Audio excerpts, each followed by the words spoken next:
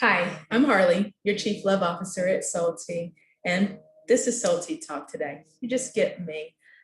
Salty is more than a tea shop. Salty is focused on transforming lives by offering second chance opportunities through training, mentorship, and great tea. Our mission is to steep our community in love, hope, and opportunity, and to transform lives one tea shop at a time. So today, I just wanted to just really talk to you guys from the heart. That's what Salty is all about. Getting into the heart of it. And I have been on a little bit of a journey myself. My word for the year is transform, because this has been quite a transformational journey for me. So I just kind of wanted to just kind of share with y'all a little bit of my journey and what I've learned over the last few weeks, and just be vulnerable with y'all and really get in the heart of it. I hope that as I talk through this, that you can relate to some of it, and would love to hear your feedback, hear what you have to say, hear about your journey as well. And if anything hits home for you, I'd love to hear about it. So I recently listened to this book, and it is called The Power of TED. And TED stands for the Empowerment Dynamic. And the book really focuses on what you would hear out there in, any therapy sessions. You can find it online, things like that. It focuses on the drama triangle. And if you haven't heard of the drama triangle, it is the PVR triangle, right? So that is the persecutor, the victim, and the rescuer. And basically in a drama triangle, so whenever you're trying to, or you're having struggles in your life, any type of that negativity, normally you're in that drama triangle, right? You're in one of those roles.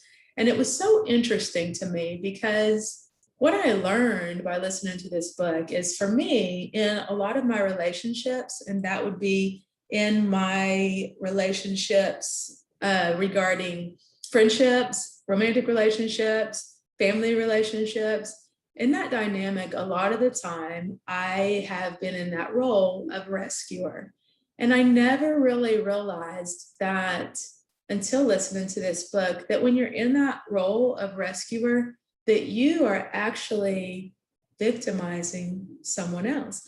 I always thought of it as being the persecutor persecuting the victim, the rescuer helping the victim.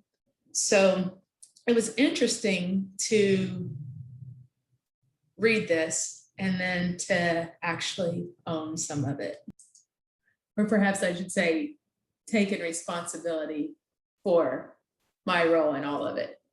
The more I learned about this PVR, it was very interesting, because the victim is really at the center of the drama triangle.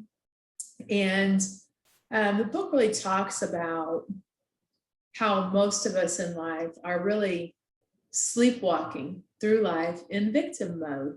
And if you think about it, there's so many times that we are thinking about, or we blame, like we're like, got in the wrong line at the store, traffic was really bad, couldn't find anything to wear, whatever it is. Those are just kind of some of the smaller examples.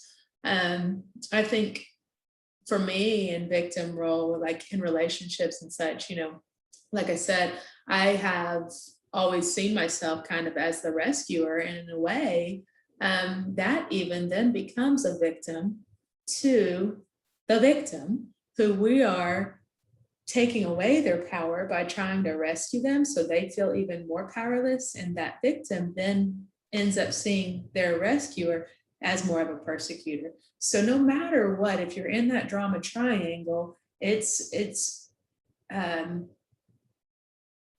drama for one, but it is very damaging to all parties involved. And what I realized in listening to that is, even I have been my own victim and persecutor. And I'm like, why did you do that? And then, figuring out what I'm feeling, why I'm feeling a certain way about things, beating myself up. So I'm the persecutor and the victim in that role. So anytime we feel like, we're kind of the victim in a situation, there's always something that's in that persecutor or perpetrator role. And that can be a circumstance or a thing as well, and maybe it's, when I say a circumstance, it's like cancer. Cancer can be the persecutor and the victim can be the person that has cancer. And we can get stuck in that. And I have just done a lot of reflecting on this, and it has been very eye-opening for me. And I thought, how do you get out of that drama triangle, right? And this book really helps. And it talks about really changing your focus. And I know we talked in one of our Soul Tea talks about vision boards and things like that, and thinking about positive things and thinking about what we want. And that's really exactly how you kind of get out of that role, is changing our thought processes, right? The empowerment dynamic, Ted, is basically, instead of the PBR triangle, it is the challenger, creator, and coach roles. And so you shift from that position of victim to creator. And when I really thought about that, I was like, that is so interesting, because I've listened to so many books on the power of positive thinking, laws of attraction, infinite possibilities, master key system, you name it. I've either read it, heard of it, read synopsis, talked about it, something, all this stuff, like I know it. And I'm like, how come I haven't used this type of thought processes really more in relationships and, at a deeper level in my life? And I think it's really because I think that when I learned about this drama triangle, I just thought, oh, I need to be in one of these roles, right? Like, I didn't really think about this was the drama triangle, and the whole goal is not to be in any of those roles, right? I always thought the rescuer was like really a healthy role to be in, right? Helping people. I thought that would be, a positive thing. But the empowerment dynamic, the rescuer, you shift your mindset from rescuing to coach. And I was like, wow, that feels a lot better. And it sits in my spirit a lot better. And, I've always asked myself the question, where do you draw the line between helping someone and enabling someone? Growing up, my parents were very kind, generous people, especially, they'd bring hitchhikers home. They would be, that would live in, the backyard, and they brought in multiple people all the time. And of all the people, probably there's over 40 different people that lived in our home. There's a couple of them that ended up being successful, and definitely not minimizing the help and assistance and love that my parents showered on these people. But I learned that from them, and kind of became that too, where I would have people in my home helping. But I realized that there's a lot of things that I'm not equipped to do. I'm not equipped to deal with somebody who has addiction issues. I'm not equipped, to deal with somebody who's struggling with mental illness. There's a lot of things that I'm not equipped to do. What I am equipped to do is love someone. I am equipped to do that. When I jump in and try to rescue somebody from their situation, by whether it's throwing money at something or trying to give them all the advice that I have, all my opinions, thinking I know how to fix, and I'm trying to fix something. A lot of times I realize, looking back at all the situations in my life, what I did was take them just a little bit further down the road as far as time. Like, okay, maybe I gave them a place to stay for a short period of time, but then they ended up back in the same situation. Maybe I gave them food and they're still ending up hungry. Maybe I gave them, whatever, but a lot of those situations, all it did was enable them just to get a little bit further down the road, but to continue their same behavior. So that wasn't real help or rescuing. All I really did was probably maximize their victimhood, took power away from them.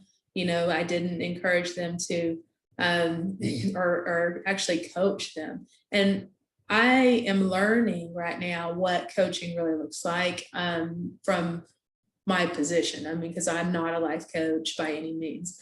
I do, definitely have a heart for soul tea and for mentorship and helping people. And I have to make sure, though, that I stay in my wheelhouse of doing that. And like I said, where my gift lies is in loving people, hearing people, understanding them. And I've really been learning that I have to stop listening with my head and listen with my heart and listen to understand instead of listening to respond. Because when I listen to respond, I think I know the answers.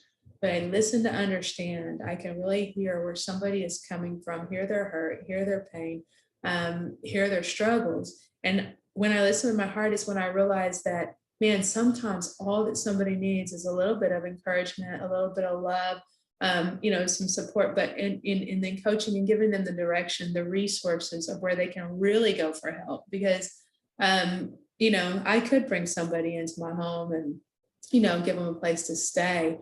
But what does that solve, right? And then I know for me, when you're in the drama triangle and you're in that rescuer role, and I can say this from my experience, when I am in the drama triangle in the negative mode of rescuing people, I have to question my motives, because is my motive truly to help them, or is my motive to make myself feel better? Is my motive to check a box because it doesn't feel good for me to see somebody struggling, and maybe I have some guilt or whatever for some reason, right? So I have to really check my motive. So if my motive is truly to help somebody, just bringing them in my home really help them, and maybe in some cases that might, but that's not always the answer. So if I really check my motives first and think about why I am making that choice, that's always been really helpful to me. Because if my motive truly is just to love and help, I can do that without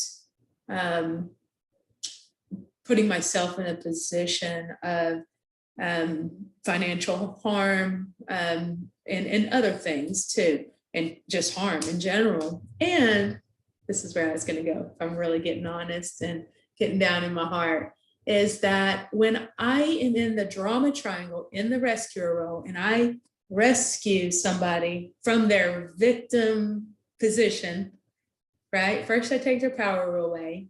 Then I feel like I've done something great. But then this person over here that's still sitting in that victim role that I just victimized even more, they don't really appreciate it and they don't take steps forward.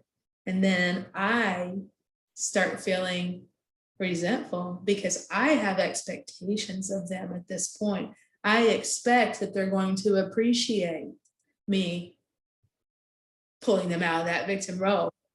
And they're going to take my advice and they're going to do what I suggest they do. And then I'm disappointed when they don't. And so first is that I have expectations. They don't meet my expectations and I get resentful. And then I'm just like, I don't even want to help them anymore. That's when I'm stuck in the drama triangle, right?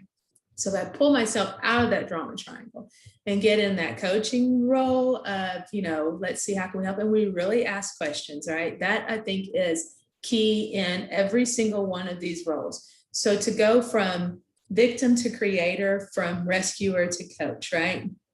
Persecutor to challenger. But we're going to talk about the victim and the rescuer right now. Because it's where I kind of really probably related. But when you go from the victim to creator role, when I think about myself as a victim, I thought about this weekend. And one of the examples I can use is when I was 15, our house getting struck by lightning and our house burning down. So I think, okay, that's a circumstance or situation that was the persecutor.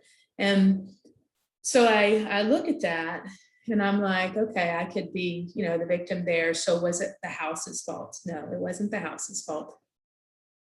It was the fire's fault. Okay, well, the fire was caused by the lightning. Well, then the lightning was caused by God. And I was like, oh, I unconsciously put God in the persecutor role in that situation. And I was the victim in that situation. My family was we're all victims, and I go back and I really thought about that and was like really praying about it. And I had the realization that if we use the empowerment dynamic in that situation and we take God from that persecutor role to the challenger role, right? And we just think of it as a challenge. God, that whole situation was a challenge in my life that, and in my whole family's life, that shifted a whole lot of things for our family. And then instead of me being the victim, the creator thought in that was that whole story started my path towards Salty. So from that challenge, Salty was created. So instead of being the victim in that situation, I'm like, okay, how can I turn this situation around and become a creator, right? So that was really powerful to me, because one of the things I realized in listening to all of this is that I tend to tie everything back to God in my life. I think everything happens for a reason. God has a plan, right? So if I really believe that and think about that, then every time I've ever thought of myself as a victim, I have made God my persecutor. Yeah. I was like, ow. And I was like, oh, I'm so sorry, because he hasn't been my persecutor. He has been my challenger. And he has challenged me to be a creator. And I am a creator. And so that is definitely something that I'm like really in awe of at this moment, and thinking of every situation, that I feel any type of negativity where I can get pulled into that drama triangle. I'm challenging myself even now. So I'm becoming my own challenger, my own coach, because I am a creator. Cool thing is, I know I'm talking about this book, and I am promoting it right now because it's great. But I think about this situation, about the book. One of the things that I thought was interesting is that in this, the empowerment dynamic, the challenger and the coach are both co-creators with the creator. So if you think about it in the drama triangle, the victim role is the center of the triangle, because you've got persecutor, the victim, rescue, the victim, right? So the victim is the centerpiece of that. So if the victim goes to creator in the empowerment dynamic, the creator is the central role, right? So the coach and the challenger both act as co-creators. So, if you get in that drama, out of that drama triangle and transition into the empowerment dynamic, you're actually all working together, right? So in any of those roles, you just recognize and support the other roles. So you can do that with people as well outside of you. So if you see somebody in the victim role, and I'm still learning this, so I don't have all the answers. This is really new for me. So I thought that I would just go on a little journey with you guys, take y'all with me on my journey of what I'm learning. And I would love your feedback. Tell me if any of this is helpful, if you can relate to any of it, if any of it resonates at all. I would love to know that. But talking about the empowerment dynamic and transitioning from the drama triangle to that,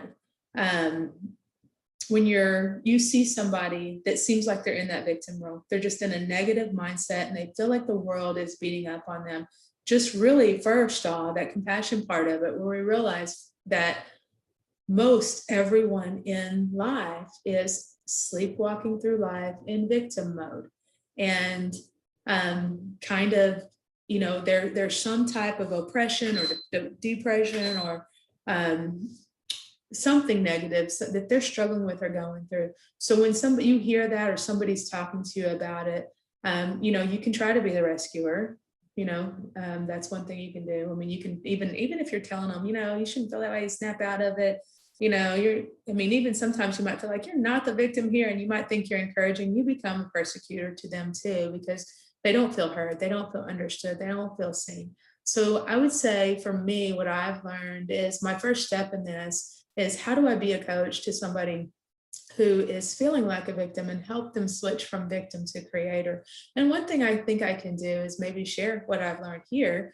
And then maybe just asking questions. I think that is key in all of these roles, is asking questions. And, I don't know what are always the questions to ask. It just depends really on the situation.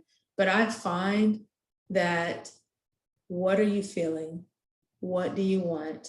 What do you need are always good questions in every situation. What are you feeling? What do you want? What do you need? Questions like, well,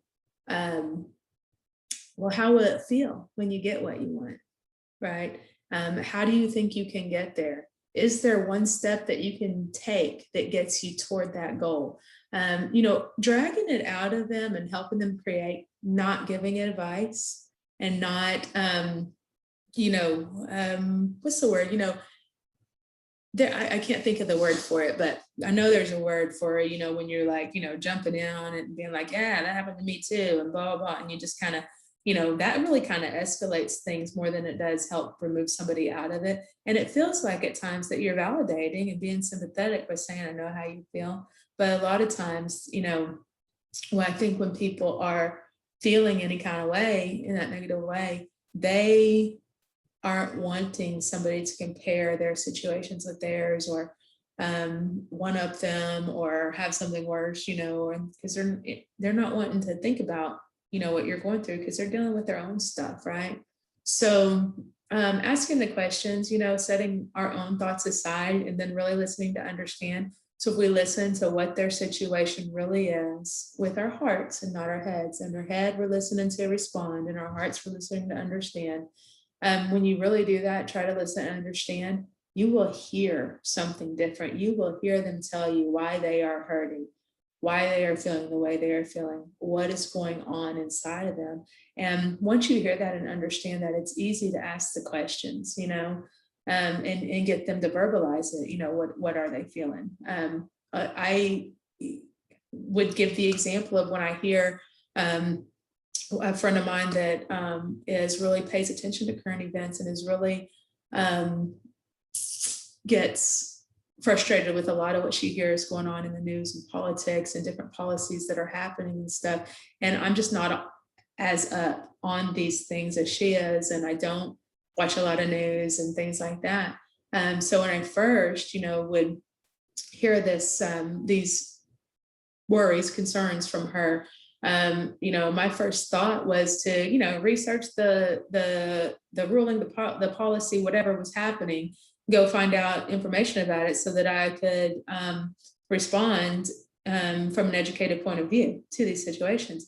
But when I started listening with my heart, I realized she's not even looking for a response. She's not looking for me to agree with her. She's not looking for me to respond, give her my opinions, thoughts, or anything else. She is actually very afraid of where things are headed, and she's worried about the future of her kids and what this world's going to look like. And so when I listened to understand, all I saw and all I hear from her is concern and worry and fear. And so, I was able just, to pray for her in that, and pray for her peace, and give her some, I'm like, hey, something that helps me when I know there's, things that are concerning me or worrying me is, God hasn't given us a spirit of fear, but of love, power, and a sound mind. And, I don't know if that resonates with you or not. So I'm telling her, I don't know if that resonates with you or not, but something like that might be helpful. Because there's not a lot of these things that are happening in other states, other places that we can do as an individual a whole lot about, she knows that. We all know that. We can vote, and if we decide to go be an activist in a situation, we can do that too. That's anyways, it's just that was just an example for me of how I really learned and figured out that listening to understand is huge, because you are so much able to give people what they need and to be able to coach somebody through a situation if you really just listen to understand where they're coming from, and you hear their hearts, and hear their fears, hear their frustrations, and really just hear them, see them for where they're at, and accept and love and value them right there.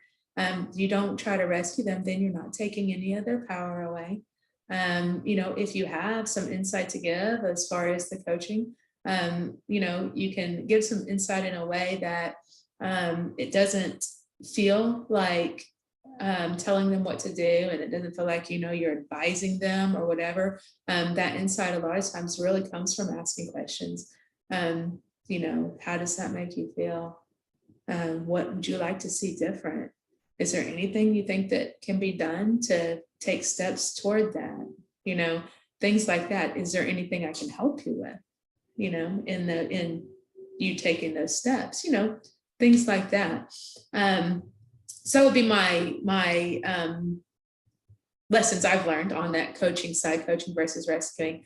And as I just said that, I don't want y'all to feel like I'm over here giving y'all advice and trying to rescue, because I'm not. I'm just saying this is what I've learned, and wow, it's been really good for me. So I'm just sharing in all of this too. So I think if I get, if y'all give me good feedback on this, as far as if this is helpful, I would love to continue talking about this and talk more about that persecutor role and how we can shift from persecutor to challenger, talk even more about the creator role and what that looks like as I'm learning, right?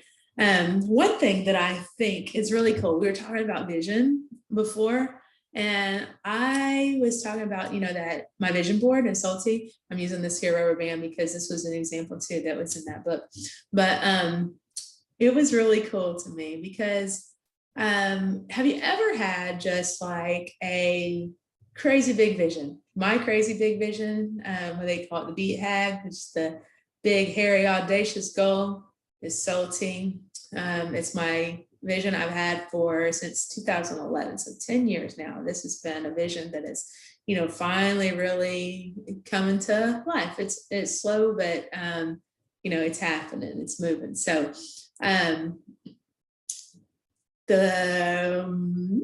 something that I've learned recently is the mindset that we all have is that we don't like tension, right? We don't like things to be in tension. Nobody likes tension, right? And so there is such a thing as called dynamic tension. Okay. So this is what I'm going to use. This is where we are currently, right? This is where you are right now, currently, right? And this right here represents your vision. So the bigger your vision is from where you are, the bigger your vision is, the more tension there is, right? So what we all want to do and try to do in our natural body mind response is to relieve the tension, right? So the easiest way to relieve this tension, what is it? Y'all tell me. Is to let go of the vision, right? Let go of the vision, stay where we are. That's the absolute easiest thing we can do, right? And we all tend to want to do that. I mean, no, I wouldn't say we all tend to want to do that. A lot of us tend to want to do that because the tension is uncomfortable and we don't like it. So it's easy to let go of the vision.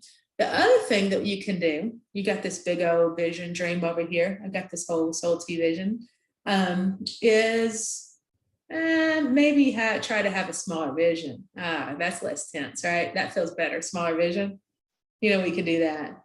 So, that still isn't going to get you to where you want to go and create ultimate happiness, desires of your heart, right? We want this. So we have to still relieve the tension, right? But we want this vision. If you want it, you want it. And if it's God-given, it ain't going away. So if you got a God-given vision and the God-given purpose over here, and you're still standing right here in this same place, you're probably feeling a lot of tension, a lot of pressure, some anxiety, some frustration, maybe like a victim, maybe even a persecutor. At times you might feel persecuted. All the things, you're going to be feeling those. So what can you do? What you can do is you can move towards your vision. You don't have to go from here to here. You can't. You won't. It doesn't work that way. What it is, it's baby steps. And with each step that you take, you relieve the tension. So all you have to do, even if it's one thing a day and you're just taking baby steps, it might feel like you're not making much progress. But if you just keep taking the baby steps day after day, every time, even if it's a phone call, even if it's reaching out and asking somebody for advice, even if it's filling out an application for a grant, even if it's filling out an application for a job, for a loan, whatever, eventually there's no tension here now, right? And we're here.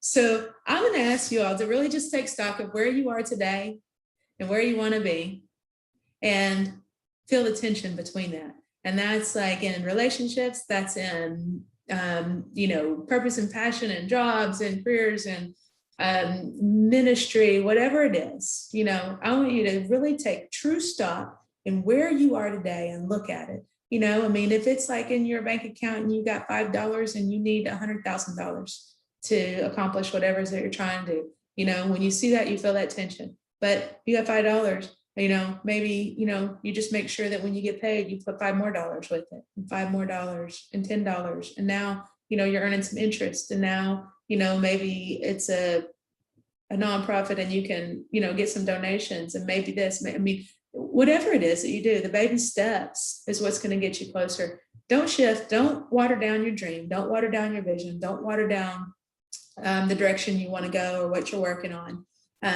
Take steps toward the goal. Just baby steps is all it takes. I know I was a little bit all over the place, but this was my heart today. So I would love to hear any feedback that you have.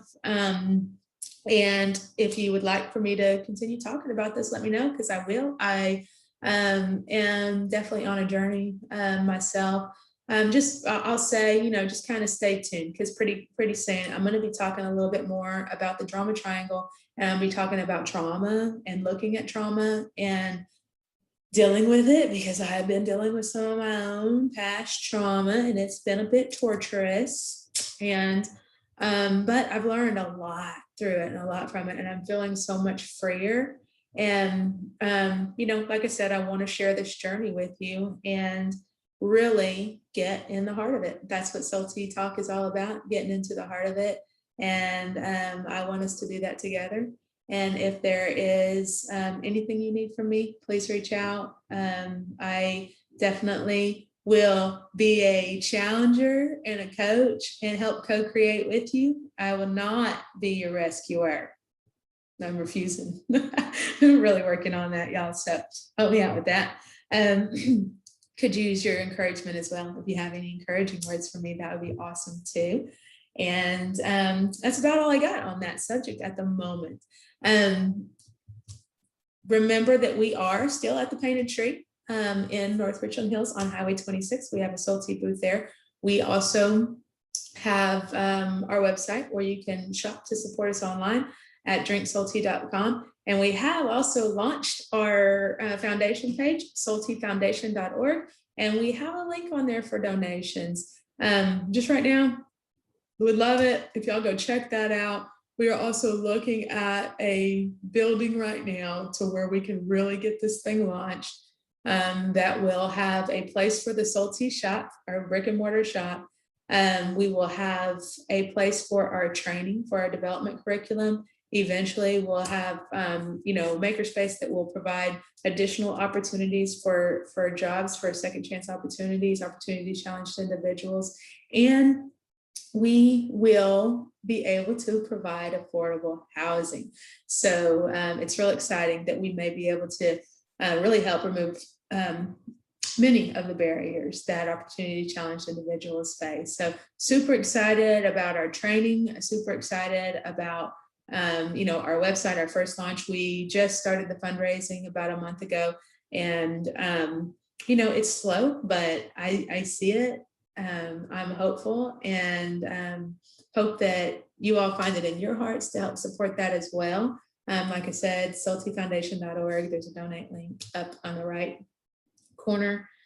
So if God lays that on your heart, a monthly donation is the most helpful, even if it's only $10 a month, because we're providing that information to the bank to show that we have monthly support. So that is most helpful. Of course, we'll take any kind of donation. We take one-time donations. You can give us your house. I don't know, I'm just kidding, but you can. But we definitely would appreciate any support that you can give. Other than that, that's all I have. But as always, love somebody today.